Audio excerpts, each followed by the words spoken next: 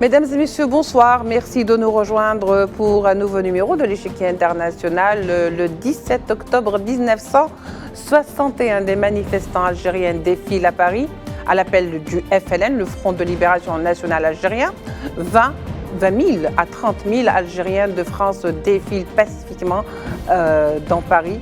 12 000 personnes sont interpellées. La répression policière a commencé. La rafle organisée par le préfet de police à l'époque, Maurice Papon, est suivie de très brutales exactions et de très nombreuses disparitions. Le bilan humain du 17 octobre 1961 à Paris s'évalue entre 100 à 200 Algériens noyés par balles dans la Seine et 12 000 personnes raflées, torturées et détenues dans des camps improvisés. Au lendemain du crime, la préfecture n'en a dénombré que 3 morts, 2 Algériens et un Français, le comble de l'ironie. Ce crime d'État contre les Algériens n'a jamais été reconnu par la France, longtemps passé sous silence par les autorités. La mémoire du massacre du 17 octobre 1961 longtemps été considérée comme un sujet tabou, mais c'est sans compter sur les descendants de ces victimes algériennes morts pour l'indépendance de leur pays. Enfin, l'Assemblée nationale française a voté ce jeudi 28 mars un texte demandant au gouvernement l'instauration d'une journée de commémoration et de condamnation à la mémoire des victimes, et la condamnation, comme je le disais, la proposition a été donc approuvée. Après, quelle valeur cette proposition peut avoir, c'est ce que nous allons en tous les cas savoir ce soir avec nos 2 invités tout de suite.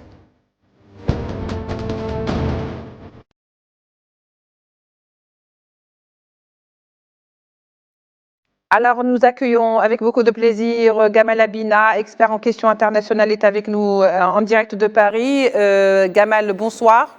Bonsoir, merci pour l'invitation. Merci à vous. Et bien sûr, François Deroche, représentant de l'association Justice et Droits sans frontières. Merci d'être avec nous, monsieur François Deroche. Bonjour à vous, à vos téléspectateurs et à votre invité Gamal.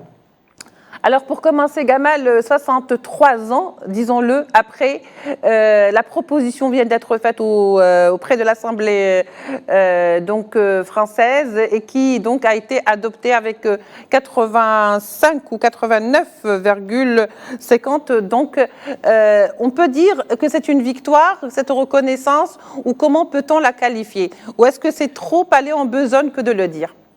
Bon, déjà, c'est une victoire dans la mesure où la personne qui a porté ce texte, que je connais, qui est une amie, qui est Sabrina Sebaï, qui est donc une élue des Verts, qui se bat depuis des années à nos côtés pour la reconnaissance de ces crimes d'État, a porté ce texte. Elle a été menacée d'ailleurs, 60 ans après, il y a toujours l'extrême droite qui est à la manœuvre. Texte qui a été combattu âprement par 11 députés qui n'ont pas voulu le voter, d'extrême droite évidemment, du Front National, rebaptisé Rassemblement National. Et donc c'est une victoire dans la mesure où c'est un premier pas vers une reconnaissance d'un crime d'État. Le travail a été fait il y a très longtemps, je peux rappeler l'historique rapidement, parce qu'on a tous milité pendant pratiquement 30 ans pour ça, par Jean-Luc Kennedy. C'est lui qui a révélé effectivement ce massacre à grande échelle et qui avait fait un travail pour débroussailler un peu cette histoire. Il a expliqué qu'il y avait près de 300 morts, contrairement à l'idée reçue, c'est pas 100 ou 200, mais pratiquement 300, c'est documenté, dont la plus jeune martyre qui s'appelait Fatima Bédar, qui avait 14 ans. Donc tout ça, c'est quelque chose qui est connu depuis très longtemps, qui a été caché, sur lequel on a voulu surtout inciter sur la personnalité du préfet de Paris à l'époque, Maurice Papon, mais c'est bien un crime d'État qui avait été diligenté par toute la police française.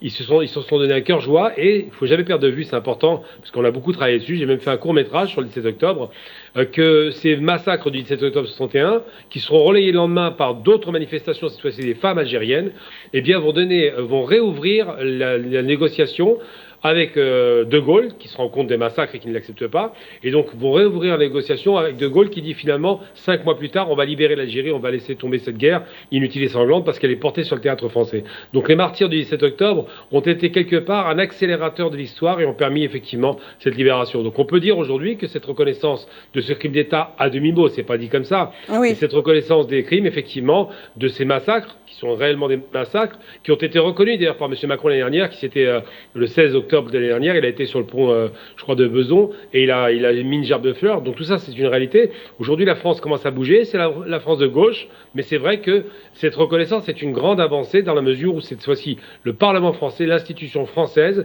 qui prend acte du fait qu'il y a bien eu un crime d'État perpétré à Paris, même si les mots ne sont pas utilisés de cette façon, mais dans les faits, c'est bien un crime d'État. Monsieur François Deroche, alors quelle valeur cette reconnaissance peut-elle avoir? À quoi va-t-elle servir? D'autant plus que, comme on le disait, les responsables de ce crime ne sont plus de ce monde. Et je fais bien sûr allusion à Papon. Oui, je voudrais quand même, il faut pas galvauder les mots.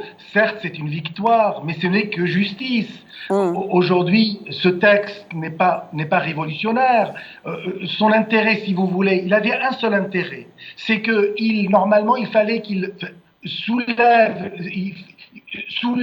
le débat au sein de l'hémicycle pour un peu révéler l'état actuel de l'opinion concernant la mémoire de la guerre d'Algérie. Or, qu'est-ce qu'on a vu? On avait eu 67 députés, c'est-à-dire le 10e des députés français qui étaient présents. Ça, c'est la première chose, et c'est vraiment regrettable. Ensuite, si vous voulez, le 17 octobre a toujours été, 1961 était toujours un peu les fantômes autour des événements d'Algérie, parce qu'à l'époque, on parlait pudiquement des événements d'Algérie, on ne parlait pas de la guerre d'Algérie, ni des Algériens de Syrie qui venaient tout simplement réclamer leur liberté, leur droit à l'autodétermination. Et je voudrais également rappeler que le président de la République nous a dit récemment que là, il va y avoir levée des secrets défense. Or, si on veut aujourd'hui réparer, il faut connaître la situation. Sauf qu'aujourd'hui, comme vous l'avez dit tout à l'heure dans votre introduction, la version officielle, c'est 3 morts et quelques blessés. Or, on sait très bien aujourd'hui que c'est plusieurs centaines de morts. Tout à l'heure, vous avez dit entre 100 et 200. Mais pourquoi on n'ouvre pas une fois pour toutes les archives pour qu'on connaisse exactement le nombre des morts. Victimes. Et puis aujourd'hui, je voudrais, si vous permettez, cette loi s'inscrit dans une démarche de réconciliation mémorielle qui est impulsée certes par M. Macron en 2021.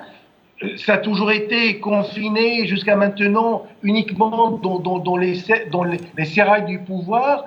Si on veut vraiment que la réconciliation soit totale, soit complète, et surtout soit comme celle parfaite, comme la réconciliation entre la France et l'Allemagne, il faut passer par la case tribunal. Il faut absolument réparer. On ne peut pas commettre un crime et ne pas après le réparer par la suite. Ça, c'est le cheminement normal des choses. On devrait réparer pour justement pouvoir faire la paix des braves entre deux nations qui ont fait la guerre à un moment donné. Gamal Abina, justement, voilà un fait, une proposition qui vient d'être adoptée. Déjà, c'est un pas en avant considérable dans cette affaire du 17 octobre 61. Alors, longtemps, disons-le, 63 ans après, on n'en parlait que très peu, ou en tous les cas, beaucoup de vérités n'étaient pas dites sur ce sujet, ou étaient plus ou moins masquées, ou tout simplement, il y avait plus de mensonges que de vérités, et plus de choses qui n'ont jamais voulu être révélées. Aujourd'hui, on en parle comme étant effectivement un événement. D'ailleurs, l'auteur Fabrice Riceputi, qui a écrit un ouvrage là-dessus, a carrément, lui, parlé d'un crime d'État. Alors aujourd'hui, on peut dire ou appeler les choses par leur nom, finalement. Bah oui, il faut rappeler quand même que c'est la première fois qu'on massacre à une telle échelle avec un ordre donné à la police de faire ce qu'ils veulent. Pour un coup donné, on leur rendra 10, c'est ce qui avait été dit, parce que quelques policiers avaient été tués pendant la guerre d'Algérie, effectivement. Donc ils ont passé des ordres à leurs policiers qui sont comportés comme des voyous. Il faut rappeler quand même les circonstances. C'est vrai qu'aujourd'hui, on peut parler de crime d'État, parce que c'est un ordre direct qui était donné par le préfet de Paris à destination de sa police, et tous les responsables des commissariats ont reçu la même directive, à savoir vengez-vous. Or, dans un état de droit, on ne se venge pas, on fait la justice. Là, il faut rappeler le contexte, il y a eu un couvre-feu qui avait été imposé, instauré contre les Algériens, donc un couvre-feu raciste qui obligeait les Algériens à rentrer chez eux à partir de 18h. Et ce couvre-feu, ils ont voulu le braver en disant nous ne pouvons pas accepter d'être nous. À ce moment-là, les Algériens sont devenus français depuis 1958. De Gaulle leur donne des droits égalitaires. Et donc, on cible une communauté en fonction de sa couleur de peau. Bon, Algériens, évidemment, Marocains, Tunisiens, dans la même mesure, mais on a bien compris que c'est les Maghrébins. Et on leur dit, vous sortez plus de chez vous, vous cachez. Et là, donc, il y a une convergence de Nanterre, des bidonvilles de Nanterre et d'un peu partout, vers Paris, entre 30 et 45 000 personnes qui se font massacrer. Il y aura 15 000 déportations, il y aura 300 morts supposément avérés ou supposés, ça dépend des historiens. Mais ce qui est certain, c'est que ce crime d'État est un crime qui est documenté et pour lequel une partie des archives a été immédiatement brûlée. C'est vous dire à quel point les criminels ne voulaient pas cette trace. Et il faut savoir effectivement qu'aujourd'hui, quand l'Assemblée vote un texte de loi, alors vous avez bien vu les chiffres, 67 pour, 11 contre, 82 qui sont exprimés, et les 11 contre, c'est l'extrême droite. Ce qui se passe, c'est que ça a bougé. C'est vrai que le corps représentatif n'est pas important, mais ça a quand même bougé parce que la gauche était présente et s'est mobilisée et que les absents ont toujours tort. Alors, qu'est-ce qu'on peut dire? Oui, crime d'État. Est-ce qu'il doit y avoir réparation? Il doit y avoir au moins reconnaissance. C'est un début de reconnaissance parce que, et c'était dit tout à l'heure par François Deroche, quand l'Allemagne et la France font la paix, ils le font sur la base de reconnaissance des crimes, de condamnation des crimes, des tribunaux comme Nuremberg qui vont se succéder pendant 2 ans, 3 ans. Et à ce moment-là, les Allemands demandent pardon. Et le problème de la France, c'est qu'elle veut la paix avec l'Algérie sans écrire l'histoire, en niant les faits et en ne demandant pas pardon. Les massacres du 17 octobre sont un massacre à grande échelle qui n'avait jamais été perpétré en Europe depuis des siècles, on peut le dire. Et la dernière fois qu'en France il y a eu un massacre aussi important, ça vous donne un petit peu le poids de l'histoire, c'était la Commune de Paris en 1870. Vous imaginez un peu qu'ils ont dépassé les massacres de la Commune, c'était une centaine de morts, là c'est 3 fois plus, mais au moins la Commune, ils ont reconnu qu'il y a eu des morts. Sur le 17 octobre, on fait semblant qu'ils n'ont jamais existé. Donc c'est pire que tout. Il y a une négation de l'histoire, il y a une négation du martyre de ces familles, parce qu'elles étaient nombreuses, et une négation du fait que grâce à cet événement tragique, effectivement, la France se trouve obligée de négocier la fin de la guerre, parce que De Gaulle se rend bien compte que d'un coup, le conflit algérien est déporté sur le territoire français avec un bain de sang qu'il ne peut pas assumer. Et d'ailleurs, je rappelle que De Gaulle, qui n'était pas au courant, il faut lui rendre cet hommage, a dit par la suite, quand il a su qu'il y a eu ces massacres, qu'il devait y avoir des poursuites, des condamnations, et ça a été mis sous le boisseau pendant 6 mois, et De Gaulle a laissé tomber. Mais c'est vrai qu'au départ, le choc du général De Gaulle par rapport à ces crimes est aussi fort que l'idée que les Allemands ont eue en France quand ils tuaient gratuitement des populations civiles françaises. Oui, François Deroche, revenons donc à ce premier pas qui a été franchi, et d'ailleurs tant mieux pour les Algériens et les Algériennes de France. Mais est-ce que vous ne pensez pas que finalement cette proposition, est-ce qu'elle peut impliquer ou impliquera-t-elle d'éventuelles démarches sur le plan pénal et juridique, d'autant plus que les principaux, comme je le disais, les principaux protagonistes de ce crime ne sont plus de ce monde?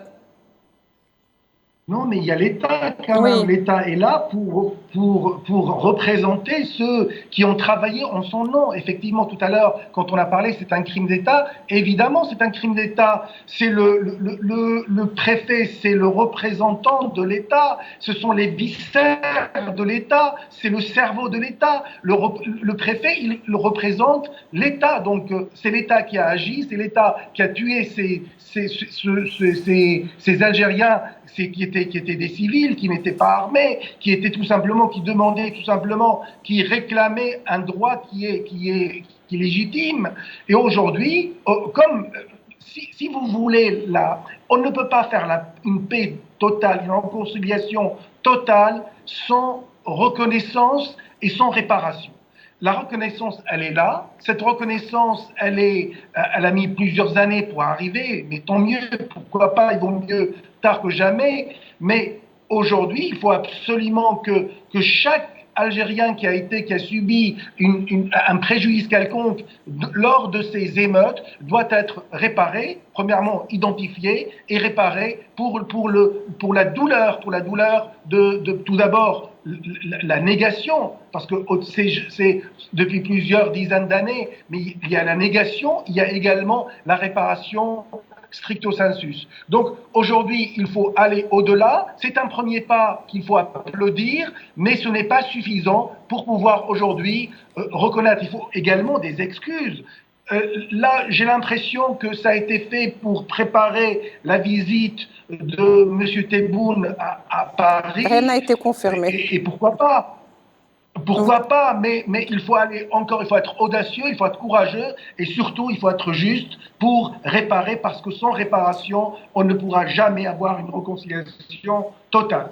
Ah oui, alors d'autant plus que les victimes sont évaluées entre 100 et donc 200 000 jetées donc à la Seine, d'autres qui ont été donc arrêtés. C'est un petit peu après le 8 mai 45 qui connaît un nombre de victimes très élevé. Il y a eu une sorte d'un autre 8 mai 45, mais sur des territoires français. C'est un peu ça le 16 octobre ou le 17 octobre, si vous voulez. Gamal Abina, est-ce que cette reconnaissance qui finalement vient à point nommé, je ne sais pas si c'est pour la préparation ou pas, est-ce que c'est une campagne politique, mais en tous les cas, ce qui est sûr, c'est que ça a été adopté, n'est-ce pas? Est-ce que cela laisse présager, par exemple, que d'autres reconnaissances vont suivre? Et je sais que vous savez de quoi je parle. Tout à fait. Non, ça a été adopté, mais vraiment parce que ça a été dit, peu de députés. La gauche est très présente. Je parle de la vraie gauche. Hein, je ne parle évidemment pas du PS, mais la France Insoumise, les Verts. Certains macronistes ne sont pas opposés à ça. Il ne faut pas perdre de vue qu'il y a quand même une poussée de la part des députés qui, certains, il ne faut pas l'oublier, aujourd'hui, il y a une représentation nationale de députés issus de l'immigration. Je vous ai parlé de mon amie Sabrina Sebahi, qui est à Europe Écologie Les Verts. Oui. Il y a aussi un sénateur, Clément Louli, qui est très aux avant-postes sur ces questions-là, qui a fait un travail énorme et qui aujourd'hui est devenu sénateur alors qu'il est très proche de l'Algérie. Eh bien, ces gens-là font un travail de fond. Il faut savoir que ça a été adopté, mais difficilement. Ça fait des mois que Sabrina travaille dessus, des mois qu'elle est menacée à titre personnel, et aujourd'hui, effectivement, elle a obtenu une victoire parce qu'il y a peu de présents à l'Assemblée, parce que ces députés ne travaillent pas beaucoup en vérité, et que ceux qui sont mobilisés savaient qu'il y avait un ordre du jour important. Maintenant, le Front National s'y est opposé, une certaine droite s'y oppose, mais le sens de l'histoire va dans le bon sens. Et j'ai envie de dire simplement, c'est que cette reconnaissance va peut-être donner lieu, vous l'avez dit, à d'autres reconnaissances, d'autres crimes à grande échelle. Je ne parle même pas de la guerre d'Algérie, 1 500 000 martyrs, il y en a qui disent 300 000, chacun va de ses chiffres. Dans tous les cas de figure, nous consacrons le 1,5 million de martyrs, et ce qui préexistait à la guerre d'Algérie pendant 132 ans, parce que l'Algérie n'a jamais été conquise, il y a toujours eu des bagarres, ça n'a jamais été un pays qui a été réduit, ça n'a jamais été un pays qui a été soumis. Tous les 10 ans, des révoltes puissantes dans chacune des régions de l'Algérie. Eh bien, ces crimes multiples, on parle des enfumades de Bugeaud, par exemple, où sa statue trône fièrement face au palais du Louvre, alors que normalement, elle devrait être au moins annotée comme criminelle de guerre. Eh bien, tous ces crimes multiples doivent être reconnus pour ce qu'ils sont, la barbarie coloniale, pour laquelle, d'ailleurs, en 2005, on a tenté de prétendre qu'il y aurait eu des bienfaits dans la barbarie coloniale. Et je rappelle toujours une chose, c'est que la colonisation n'a rien construit en Algérie. Je répète, la colonisation n'a rien construit en Algérie, rien. Ce qui construisait, c'était les Algériens réduits à l'esclavage dans des conditions de misère et de torture, qui construisaient avec leurs propres richesses et qui étaient réduits comme des esclaves. La colonisation n'a rien apporté de bon, à la piller. La colonisation est un crime violent. Et je compare la France, qui a eu que 4 ans de colonisation nazie, ils ont pleuré pendant 80 ans, alors que l'Algérie, 132 ans, il ne faudrait rien dire. Eh bien, aujourd'hui, il faut le dire. Effectivement, si on veut une réconciliation entre ces grandes puissances, eh bien, il faut faire en sorte que la puissance fautive, celle qui a conquis l'autre, celle qui a agressé l'autre, que cette puissance fautive demande pardon officiellement dans la bouche, on l'espère, de M. Macron. Mais je ne crois pas que ces textes-là, je ne crois pas que ce vote aujourd'hui s'allie à la future possible arrivée de M. le Président Tebboune en France, parce que réellement, c'est un projet qui est porté depuis des mois et qui a fini par aboutir vraiment de bout en bout difficilement, mais qui a fini par aboutir indépendamment de l'agenda électoral ou présidentiel. Donc aujourd'hui, c'est une belle avancée. On espère qu'il y aura d'autres avancées et que l'histoire sera enfin écrite en lettres d'or et de façon objective et neutre, et non pas de façon orientée. François de Roche, il a fallu 63 ans pour qu'on voie ce genre de résolution être adoptée auprès de l'Assemblée générale. Est-ce qu'il faut encore attendre beaucoup de temps pour voir, comme je le disais avec Gamal Abina, d'autres dossiers aussi lourds peut-être être, disons, qui voient réparation, parce que le dossier mémoriel est assez chargé, il faut dire, entre les deux pays? Bien sûr, tout d'abord, il faut dire que c'est un vote pour l'histoire, tout d'abord. C'est une première étape. Le travail de reconnaissance de ce crime colonial doit être total. Si vous voulez, c'est un crime d'État, mais il faut nommer les choses. Pour pouvoir avancer, il faut savoir nommer et avoir le courage de le nommer. Je pense qu'aujourd'hui, ce texte a fait la navette entre l'Assemblée et l'Élysée pour justement trouver les mots justes.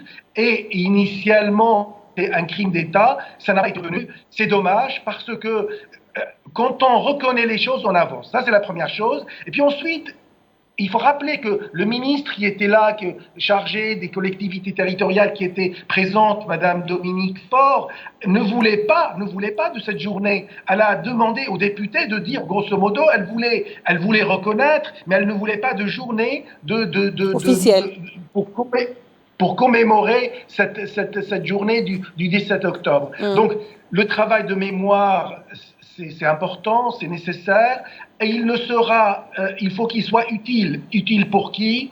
Pour les juridictions. Et j'insiste, parce que le langage judiciaire est un langage de paix quelque part. La paix, elle est, parce que sans justice, il n'y a pas de paix. Et si on veut avoir la paix, il faut avoir une justice. La paix, quand je parle de paix, je parle de paix de l'esprit également. Parce que les Algériens et la France, il y a quand même une certaine fraternité, qu'on le veuille ou non. Même s'il y avait une force occupante qui était un peu violente dans un premier temps, c'est un peuple, ce sont deux peuples qui sont condamnés à vivre ensemble, donc il faut mettre tout sur la table, et puis surtout réparer ce qui a été commis comme erreur dans le passé. Juste un dernier mot, Gamal Abina. Réparer, cela veut-il dire également, en plus de la reconnaissance, de la condamnation, que finalement il y aura des dédommagements des descendants des victimes, ou est-ce que c'est trop tôt pour en parler? Il n'y aura pas de dédommagement parce que la France n'a pas d'argent et de toute façon, on n'est pas des mendiants. Par contre, je mesurais mon propos. Je vais donner un exemple personnel. Par exemple, mon grand-père est mort 6 mois avant la fin de la guerre, torturé par l'armée française coloniale. Je ne crois pas une seconde, je suis désolé pour M. Deroche, pour le coup, là, on n'est pas sur la même ligne. Je ne crois pas une seconde qu'il y ait une fraternité entre la France et l'Algérie dans la barbarie coloniale. Il y a une barbarie de colons, de barbares qui sont venus tuer des victimes qui étaient les Algériens et qui se battaient pour leur indépendance. La fraternité ne se fera que le jour où la France demandera pardon et traitera d'égal à égal un Algérien en Algérie comme en France, tout comme on le fait très bien en Algérie. Et moi je le dis franchement, je vous le dis clairement, je suis franco-algérien en France, en Algérie, je suis algérien, c'est pas négociable. Et cette réalité, elle doit être acceptée par la France parce que la France s'est installée chez nous, est venue coloniser chez nous, massacrer chez nous, voler chez nous et repartir comme si de rien n'était. Non, les criminels doivent absolument avouer leurs crimes et au mieux être condamnés, sinon au moins reconnaître cette barbarie qui a été l'exercice de la colonisation pendant 132 ans. Très bien. Alors, le dernier mot, mais très, très brièvement, François Deroche. Oui, je pense qu'il beaucoup reste à faire, si vous voulez, pour réécrire cette histoire entre l'Algérie et la France. Mais je reste persuadé, nous sommes condamnés à vivre ensemble. Parce qu'il y a une communauté algérienne qui est extrêmement présente, qui est des gens qui portent la double nationalité, et puis il faut laisser l'histoire faire ce travail avant d'envisager il faut pas lancer des plans sur la comète, mais laisser la justice travailler tranquillement, parce qu'il ne faut pas avoir peur de la justice quand on n'a rien à se reprocher. Et en tous les cas, assainir le dossier mémoriel et les archives, pourquoi pas, parce que, au fait, c'est ça qui mine ces relations et ce vivre ensemble dont vous parlez, Monsieur François Deroche. Je rappelle que vous êtes représentant de l'association Justice et Droit sans frontières, que vous étiez avec nous donc par Skype depuis Paris en direct. Était avec nous également Gamal Abina, expert de questions internationales. Merci à vous deux de nous avoir ou d'avoir contribué à cette émission. Merci de nous avoir suivis. On se retrouvera demain pour un nouveau numéro de l'Échiquier international. Au revoir.